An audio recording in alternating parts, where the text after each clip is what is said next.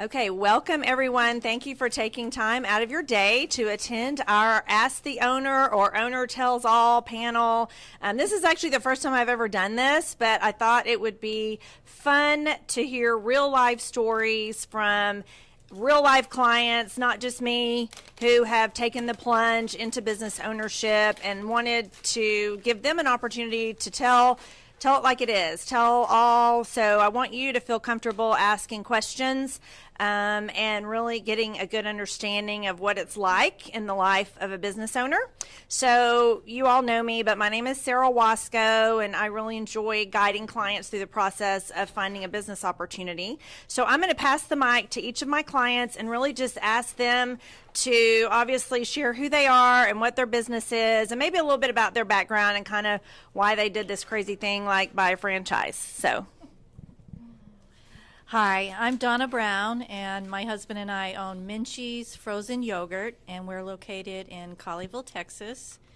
We will celebrate 3 years this month of being opened. How we got into this, I have no idea. It was my husband's idea. Let's look for another revenue stream. It hasn't hit that yet, but it's been a lot of fun. I come from a teaching background. I've almost raised 8 children. There's still some at home, but big family, and we love Minchie's. We love everything about it, and anxious to talk more about it. Hi, my name is Michael Ryan. I'm the owner of Dental Fix here in the DFW area, the west side of the DFW. I have always wanted to do my own thing. It's been difficult for me to work for other people, not for any interpersonal reasons other than just I always wanted to be able to have my vision and actualize it immediately. So franchising seemed like a good idea. I did a lot of soul searching and hunting, and when they were able to match me up with Dental Fix, it seemed like a good fit. So I've been doing it about 3 years now, a little over 3 years, and it's been a mixed bag. We'll get into that later, but overall, I wouldn't have it any other way. I've really enjoyed it. My name is Matt McCollum. My wife and I own 2 businesses. We own a Pilates concept over on West 7th called Body Bar Fitness. And then the business that Sarah helped me locate is called Made Right, and it's a residential cleaning franchise development company. When I reached out to Sarah, we were really looking for something that was already at revenue, already had some cash flow, was near cash flow. And so I actually bought a resale, which is unique. I didn't have to go. I already had a startup with our Pilates concept. I wasn't looking for another one. I wanted something that we could scale rather largely and quickly. She presented probably 6 or 7 concepts after she went through the initial profile analysis, which I'm sure most of y'all have done. And Made Right was the last one on the list that I wanted to look at because I had, no concept of owning a cleaning business. But once I finally broke down, I was like, all right, Sarah, I'll look at it. I learned about the business, I learned about the concept, and the model actually fit me really well. It's limited employees, it's empowering franchise owners. So I do something similar to what Sarah does, but just specifically in the residential cleaning space. I've got a great team that we've recruited in. We grew revenue in our first 9 months by 110%. So we are at cash flow. I'm actually paying myself a little bit now, which is good. Beyond that, I've got a wife who runs our other business. We've got 3 daughters.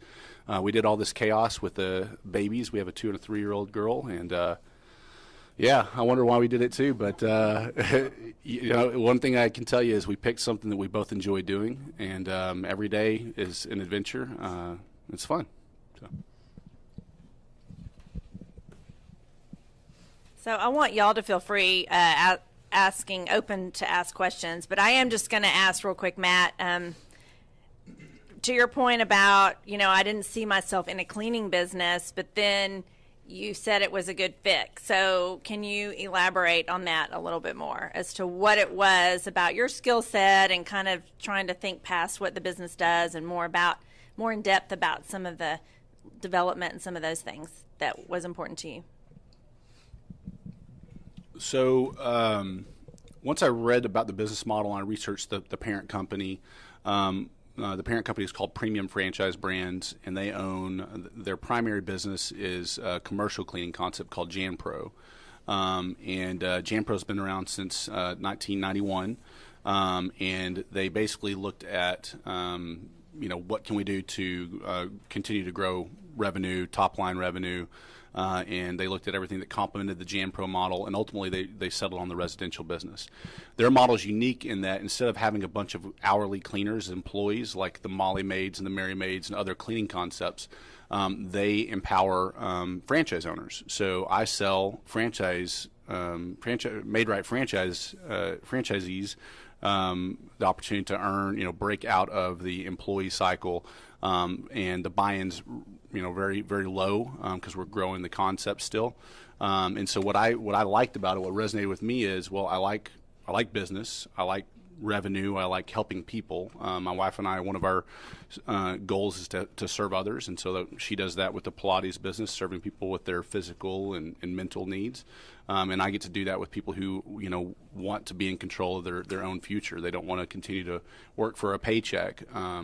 And what I really like about it is that, we've created a little fraternity of business owners. A lot of people that are like-minded but diverse in their background. And so in our model, you can call on somebody to, hey, how do you do this? How do you handle this? What do you do over here? And so I can do that at my level, and they can do that at the franchise level. So I think all that stuff was appealing to me. The business that I ended up buying, I also looked at their numbers and I realized it wasn't being run well.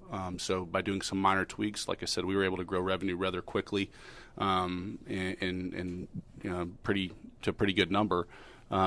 So I think once I looked at it, just everything felt right. The numbers looked right, and I felt like bringing in my skill sets and what I'm able to do well, that it would work. I think one of the things that helped me too is some of my background is in recruiting and it's in blue collar work, and so knowing that clientele and those people, I was like, this is something that I can do, and I can do better than the people that are doing it now. Okay, so do you guys have questions that you want to ask? Anybody have a question now that is burning that you want to ask? And then when they ask the question, if you guys would repeat it with the microphone, that would be great. So does anybody have a question? Mike? Can you elaborate on what DentalFix is, what it is that you guys do? Sure. Thank you. So to elaborate on what DentalFix is, DentalFix, one of the attractive things about it is that it's pretty flexible. You can do as much or as little as you want. I mean, you have a lot of leeway, and you can really run the business the way you want. Our core business is repairing dental equipment. We do have partnerships where we can also sell consumables and supplies to the offices as well. But I do on-site handpiece repair, which is one of the things that really distinguishes us from other repair companies. So we can show up if the doctor's handpiece is down, the drill they actually use in your mouth. If it's down, we can get it up and running in about 20 minutes, 30 minutes usually, instead of them having to be without that instrument for 2 weeks, sometimes a month. I have a Mercedes Sprinter van, so it's got a fairly good inventory. I have loaner equipment as well. So really we call ourselves the faster fix, because 9 times out of 10 I can show up, I can make sure their office continues to have revenue coming through, because those chairs, if they're down, it's representing about a $1,500 to $2,000 loss per hour for that doctor. So he wants that chair back up and running, and he wants to keep it full. So that's the long and short of it. I mean, it's always different every day. It's always a challenge. Sometimes it's stinky and nasty. Sometimes it's more white collar and enjoyable. So, but it's a lot of fun. Part of the reason I started DentalFix is I like to solve problems, and I really enjoy the frenetic energy of it. I like the fact that this morning, as a matter of fact, the reason I was worried I was going to be late is that I had 3 calls come in. Everybody, their world is ending. They need something right now. So it's fun to be able to kind of swoop in and be Superman. I enjoy that. Yeah. So I have a follow-up question. Is it based on a subscription model, or is it per event that your revenues? Well, we've tried both. The market, really we called it the unlimited service plan, where it was a monthly fee, unlimited labor, guaranteed a couple of hours of labor. But The doctors, they don't really like that idea. They don't like going for the insurance aspect of it. They would rather pay as it occurs. And I mean, I always hesitate to say this, but doctors are pretty cheap. They really don't want to spend the money unless they have to. They're very frugal. Maybe I should use that word instead of cheap, but and so they don't want to have that expense if they don't have to, and so that is a struggle. That's actually one of the other things that has been a real learning curve for me is when I was doing my research, I thought that my hourly rate was going to be pushing $200 is what I'd be charging. The reality of it is I'm charging $140 an hour, so that really changed the numbers, and it's more difficult to break in than I was thinking originally as well, because it's a relationship business. And so once they have a relationship with a repair technician, even if that technician works for a large company that they don't like, they love the technician. And so they're very loyal. So once you have a customer, it takes a lot to ruin that relationship or sour that relationship. But to get that business, this last year, the momentum has really increased. I mean, I had a core group of maybe 10 or 15 customers for the first year, and then I had on record 100 customers, but I really only had 10 or 15 that were calling me regularly. But then now this year, I'm up to over 200 customers, and I have a core group of about 50. So I'm starting to have to figure out what I'm going to do for employees, and it's very difficult to be a one-man band at this point. Great. What other questions do we have? Matt, in the case of the residential cleaning franchise that you bought, how many, when you bought it, were there already existing unit franchises? And you've been able to grow the number of those? Yeah, so, of course, yeah. So, question was, when I bought the business, were there existing unit franchises, and how many, and have I been able to grow them? So one of the things unique about buying a resale is there's the reason they're selling, and then there's the real reason that they're selling. And you really can't, you got to follow your instincts a little bit. You can't really get to the true reality until you take ownership. The funny thing is, the guy I bought from is a great guy. I mean, he really is. The reason for selling was moving back to the Northeast to help his mom with health issues. The day of signing, I said, "You're not moving. I know you're not moving." He's like, "What do you mean?" So, and sure enough, he moved. He bought a lake house, so yeah, at Eagle Mountain Lake. But so you get in and you realize, okay, he showed me capacity of 8 franchise owners. In reality, that was more like 5, and of that 5, there were only 3 that were really operating somewhat close to model. The first 90 days, my expectation was, and it turned out to be the same, that we were going to have to really adjust the approach of the office staff and everything that was going on. We immediately got I didn't get rid of, but we tried to coach up those that weren't really performing, the bottom 3, and ultimately they just faded away. And so luckily, I mean, just a gift from God, I guess. My first month of ownership, I closed my first franchise owner, which in the system they said that's the fastest anybody's done it. He's been crushing it ever since. He's had some road bumps. We worked through it. So to answer your question, there was really true capacity of about 4. I sold 6 in the fiscal year 2017. Lost 1 of those 4 through probation. So I ended up netting out, based on what the numbers were at the end of 2016, 1 franchise. But the 6 that I added are producing very well. One of them that I sold in September, she bought an $8,000 plan, and she's doing $18,000 in monthly revenue right now. And we just actually sold 1, thanks to Sarah referring over to me. She starts her training on February 12th, next week. So. How did you end up, for the new franchise, how did you end up finding them? I mean, what was the... It's very scientific. It's called Craigslist. Yeah. So it's interesting. I really thought that I was going to spend a lot of revenue to acquire units. I spend about $145 a week posting on Craigslist. And this market being what it is, this is a fantastic market for residential cleaning because of the growth. You start talking about JanPro, the commercial side.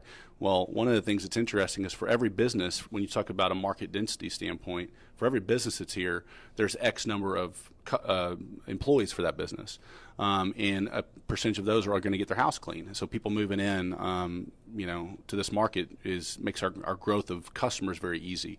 So really getting a hammer on what our cost per customer required was something that I did really early on, and we try to continually push that. But on the franchise side, you got a lot of people that are tired of working hourly jobs, that are tired of being on their hands and knees laying hardwood floors, that they want to do something different. They're tired of being outside where the weather elements impact them. So they come across an ad on Craigslist that looks legitimate, and they call, and I have a meeting with them, and they're like, man, I've been scammed. I've spent some money on some things. I just never knew, but this is legit, And so, if you always go into a service business with the best possible outcome for the person that you're serving in mind, it works out.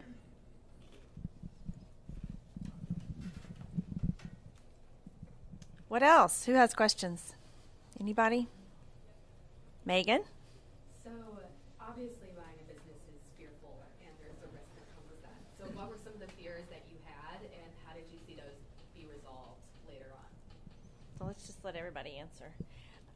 One thing just about Donna, I'm just going to elaborate on this. So her husband came and he was the one actually looking to be in business. He got a job.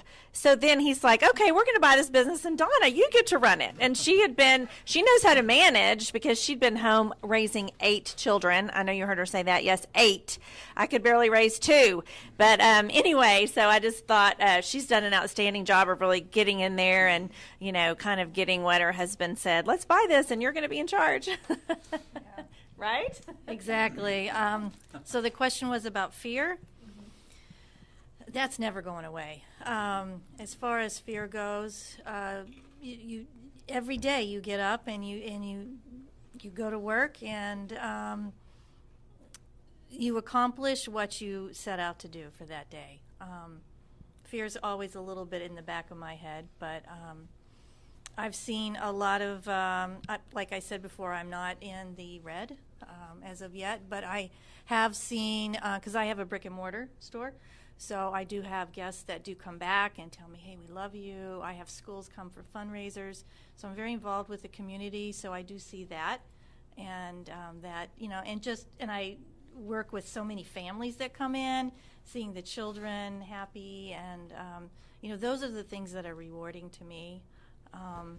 But as far as the fear, I don't know if it's ever gone away. I think you hit it right on the head for me too. If I'm honest, I think I probably should have been more afraid starting off. I think I should have had a little more caution. I think I should have been paying closer attention and asked more questions and really dug deeper into the franchise that I ended up purchasing. Because my experience has not been as advertised. Now, I've been within their network. I was one of their fastest rising stars. I was the fastest to 5-star. I've hit all these benchmarks, but it hasn't turned into real income for me being successful in their system. So the stress levels, the fear for us as my wife and I, because my wife's a nurse, and so we wanted to start this together because we really wanted to set ourselves up with a lifestyle that we don't want to live a luxurious lifestyle, but we want to be comfortable. We have 2 boys. We want them to be able to go to college. They're 8 and 4, and we want to be able to try to help them through that. But we also wanted to give back to the community, and with her being in the medical field, she's actually in pediatrics, and so she sees a lot of a need for the children, especially in dentistry. So we were excited. We were thinking, oh, man, we could really give back. And so I'm getting a little off topic. I'm sorry there, off question. But the fear for me has come in because I recognize, and there was one of the Sarah's setup questions, and I was thinking about it on the way over here, but it has shown a bright light on me owning a business and you can't escape that light. You can't escape your shortcomings. You can't escape the things that you need to work on or work harder on because there's nobody else who's going to do it. It's just you. And so you have to be really honest and take an inventory up front. And so that's where I'm saying I wish I would have been a little more thoughtful up front because I have struggled when it comes to managing the business. Talking to people, selling, to building the relationships, I love it. I hate invoicing. I hate collections. I hate taking care of my accounting. I mean, it's a drudgery for me. But I can't afford to really have other people do it for me, so it's something I have to do. And so, I'm constantly worried that I'm not doing it right. I'm not doing enough.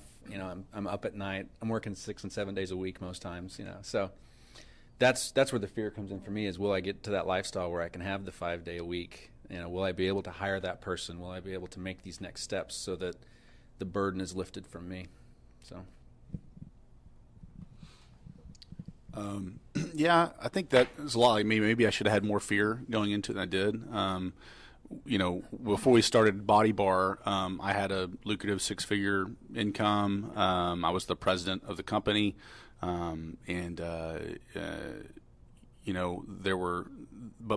I was pretty miserable. We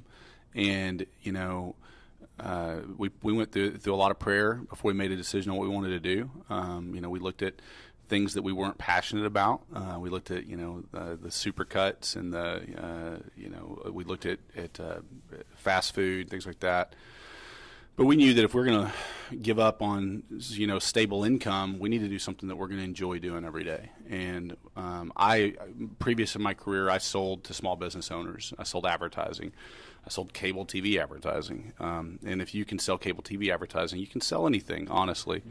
But I built a lot of relationships with small business owners, and I knew their warts, and I got to see them. I'm like, man, and I thought about it. I was like, if they can do this, I can do this, And not that they're not very smart, intelligent, successful people, but, I just know my work ethic, and I know my grind, and I know that I'm good at certain things that can drive small business. So I think the fear, my mom is my business partner in Made Right. It's my fear because she didn't do a good job saving for retirement. So I said, well, let's take some of this capital, let's put it in, and let's create some long-term cash flow for you. So my fear is letting her down. My fear is, not really, let my family down. Same thing what you're kind of talking about, My parents are in the business as well. They were partial investors, and so there's that fear of letting them down. Absolutely, there's a lot of weight on that. Yeah, but I don't really live in fear. I'm a competitive person, and I'm going to set my goals. I'm going to achieve them, and I'm going to bring the people in that I have to bring in to do it. And you just find a way. You sometimes, like you said, it's dirty, it's yucky. But if you treat people right. If you put together a plan, you follow your plan, and you're willing to tweak your plan from time to time, the fear becomes a smaller and smaller thing that you're worried about. You're more focused on the goal, the outcome. How do I solve this problem? To follow up, I agree with you 100%.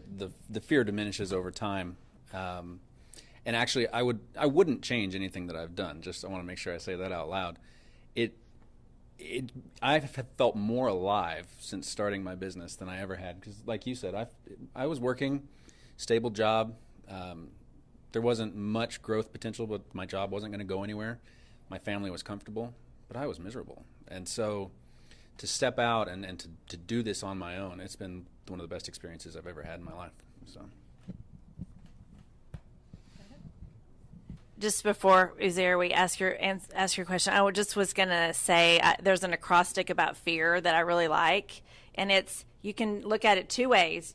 You can forget everything and run, or you can face everything and rise. And so I think you have to really, for me, use that. And am I gonna take this head on, and am I going to go for it, or am I just going to quit and go the other direction? And I know I've told all of you this, that so much about business ownership is your mindset and how you have decided you're going to address this, and are you going to get out there and do what you have to do to succeed or not? And if you're not, then please don't sign that contract, because I really don't want you to be unhappy. I really want you to be doing what is going to help you meet your goals, whatever those goals are. So anyway, Uzair, Sure, this is a question for everybody. I suspect you had some expectations of your franchisor when you started out. There was some, commitments, etc., and maybe some promises as well. How has that turned out for you now that you're 2-3 years into the business? Did it work out the way you expected? Were there road bumps? How did you tackle those? And where do things stand today? Okay, so the question is, what my thoughts were when we started and where I am today. And With the what, support from franchisors, yeah. okay, so support from my franchise as far as Minchie's franchise? That's right. Okay.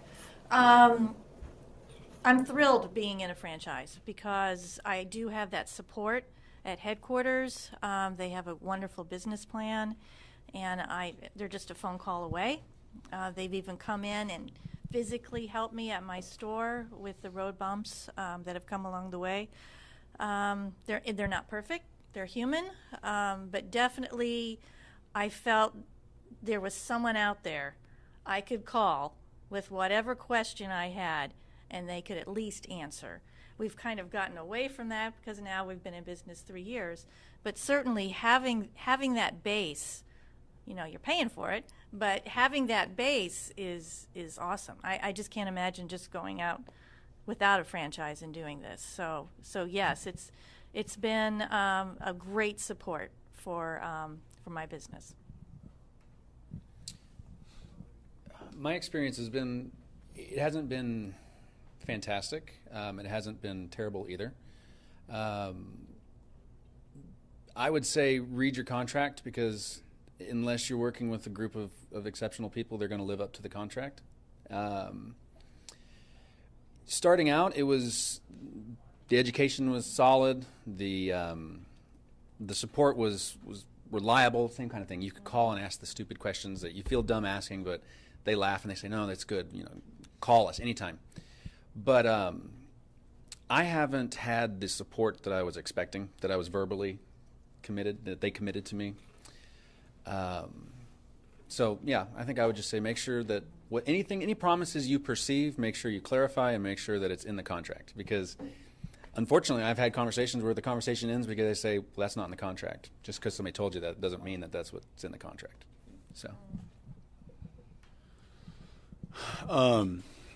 So, you know, before we bought our first franchise, so Body Bar Fitness is a franchise, and we were the second franchise sold. We signed our contract in October of 2015, and we are still the second and the last franchise sold. So they haven't grown. There was dramatic turnover in leadership a month before we opened our doors, which was challenging because the reason we bought it in the first place was the president was a friend of ours, friendly person of ours. So, and then she was gone. So, I can tell you now with Made Right, I have 2 franchisors, and I can tell you the difference between a good franchisor and a bad franchisor. That being said, I think working with Sarah is a great thing because they vet their franchisors. You can't just, Body Bar can't come in and just say, hey, Sarah, start representing us. Well, no, we're going to need to learn more about you. They've got one they're trying to sell in Tampa, and they're going to call me, and they're going to ask me my experiences, and I am going to be honest with them, And so that's some of the leverage you have on your franchisor. When people start making their validation calls, which I strongly suggest you to do, don't just call the names they give you. Call everybody you can. Because you're going to get the truth. And when I called Made Right, my list of franchisees, I felt the trepidation in their voices. They're not pleased with where they're at, and I realized by doing a lot of these calls that many of it was because they're not working the business. I get here over and over again. Well, I golf two times a week, and we go on vacation. We're gone about 8 weeks a year. I'm like, you're not at your number because you're not working your business. You're not following the plan. But I still bought it, even knowing that. And my experience with the Made Right franchisors has been fantastic. I'm kind of the type of person that says, give me the plan and get out of my way and let me do it. And then I'll call and say, hey, what do you think about this? What do the numbers say about this? And 9 months in, we won the Rising Star Award. One of the reasons why I bought Made Right too is because they were just purchased through private equity by a company called Incline Equity Partners. And if you ever worked with private equity companies, it's much better to be in on the front end of that money than the back end of that money because they're going to invest heavily in the business. And we've seen that. They've brought in 3 key individuals at the corporate leadership. They've helped develop marketing plans that weren't there before. And me being a fresh set of eyes, I see that and I'm engaged in that. At conferences last year, some of the other franchisees were like, well, we've seen this before. Things never happen. you got to get they need to shift their mindset and focus on what's ahead of them. So, and there's some consolidation happening right now. People are selling their offices off, even though they're this close to profitability, So I'm going, long story short is that, read your contract, understand that your only true leverage in the contract is if they don't provide what you feel is adequate support, you're going to be able to share that with future franchisees. And, to that point with Body Bar, we went to them and said, hey, we're not going to pay a royalty. We can't. We're not there yet. We're cash flow, but we're not paying ourselves anything.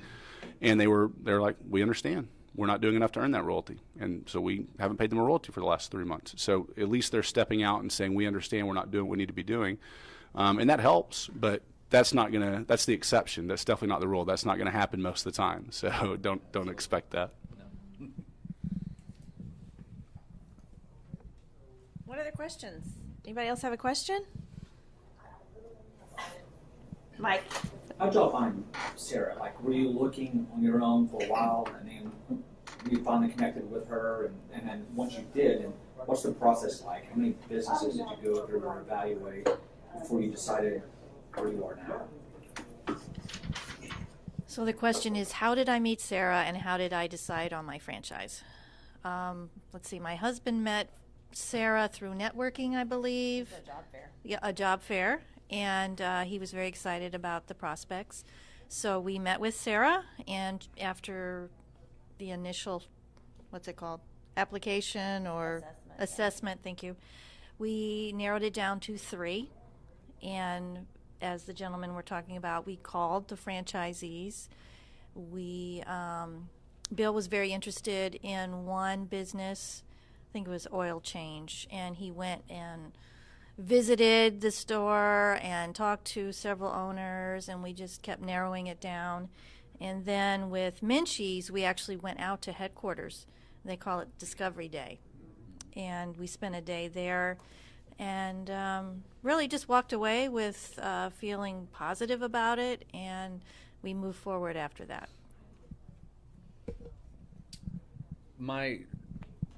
We met through a mutual acquaintance, my financial advisor, actually. And so I had been doing the job hunt. I had been wanting to, sitting in my room, imagining what I wanted to do with my life and what business I wanted to start. And I realized pretty quickly I wasn't that creative. I needed some help.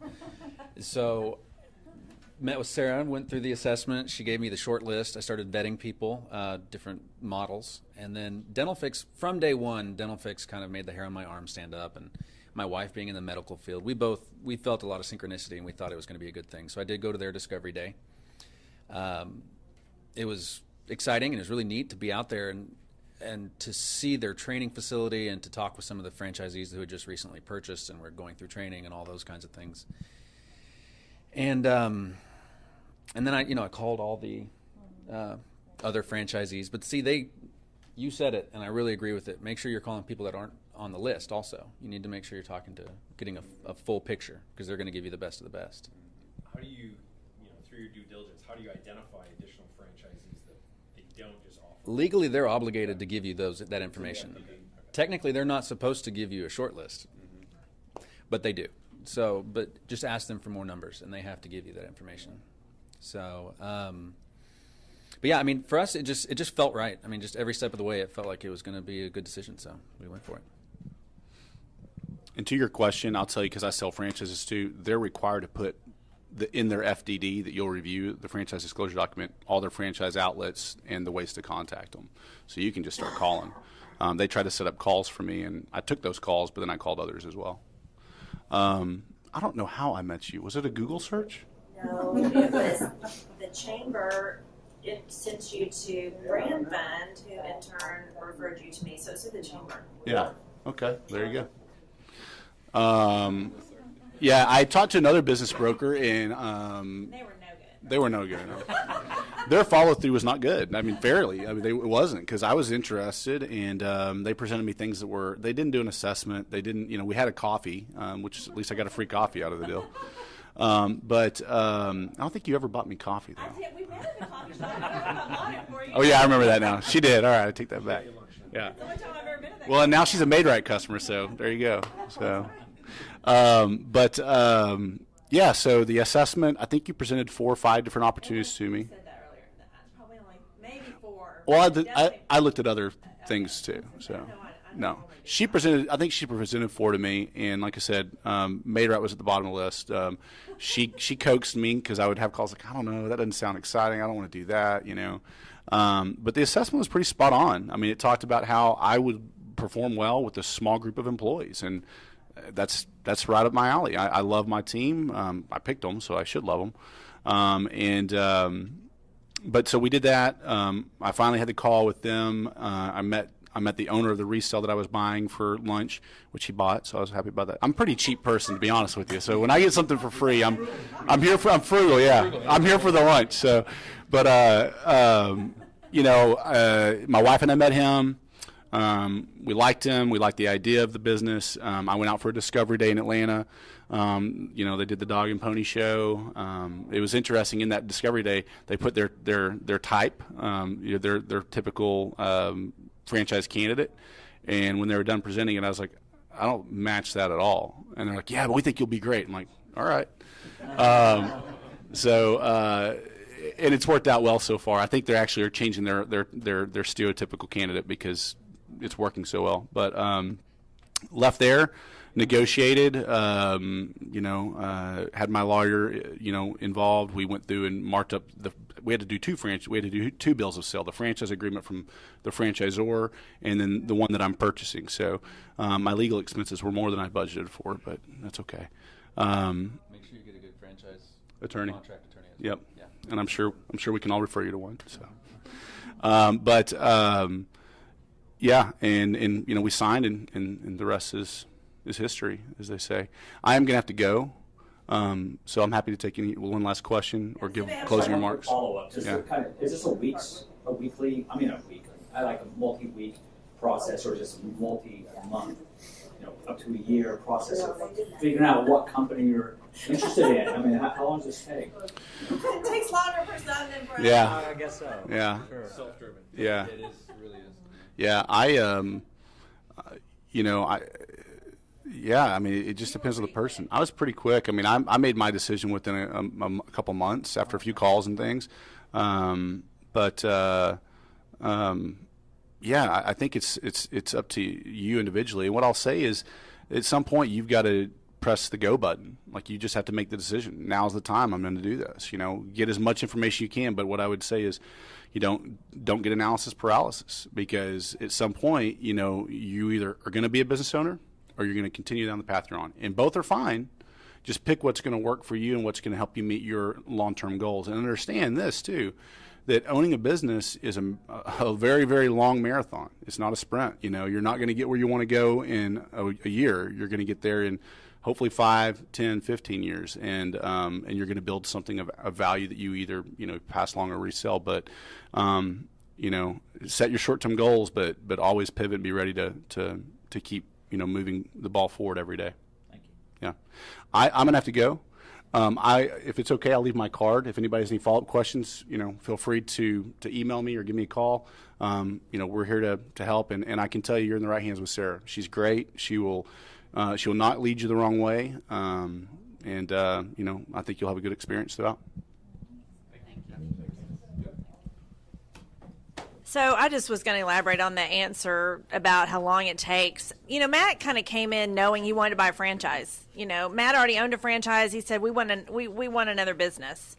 And not every client's like that. So some clients come really trying to explore if they want to own a business at all. If they do want to own a business, do they want to own a franchise? So to just expand on his answer, everybody is personal in terms of how long it takes, but there is that risk of analysis paralysis. You do get to a point where you have gained all the information you can gather, and it does have to be your gut at the end of the process. I have 80% fact. This last 20% is just going to have to be my gut. So any other questions? I have a question for Michael. It sounds like what you're doing is very technical. So your franchisor, when you went and did your training and all that, did you feel all of that was adequate for what you needed to do? This is a really good question. Honestly, I don't think it would be possible in the model that we have in particular, and I'm sure other models too. But it was like a fire hose, just trying to drink as much as you could. Because I went down for 8 weeks to Florida, Fort Lauderdale, and lived there and went to training for 8 to 12 hours a day, every day, 5 days a week. And it was good. The training was solid. They gave me a real basis to get going, but I mean, I'm learning things every day. I'm calling tech support for the manufacturers every day, learning new tricks and learning new components, and so it's so immense in the dental world. But I think they really gave a good, solid foundation.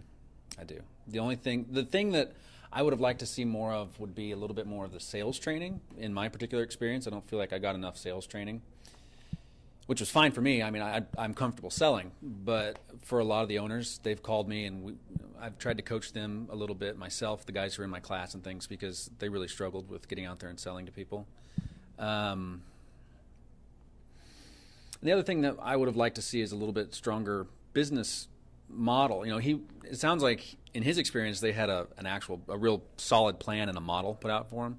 I think that that's something important as you're looking at different franchises, is make sure they have a real recipe for you, because I saw it as, I have the freedom to create what I want, but at the end of the day, I really wish I would have had more guidance. I wish I would have had somebody giving me the model, because it would have made my life a lot easier, because you have enough to worry about day to day trying to run a business. You know. So y'all can definitely see the variety in the businesses, and support and what the franchisor does and what they allow you to do as a franchisee. So, did you have a question, Mike? Okay. I think if nobody else has any more questions, I wanted to be through at 1. It's almost 1. So I'm, I think we can wrap up. I'm trying to think if there's anything else. I think they touched on the questions that I wanted them to answer. So I am grateful for your attendance. I'm sure they will be happy to answer any further questions after, their recording is ended. So feel free to hang out. I'll answer any questions you have, but thanks so much for coming. It's been good.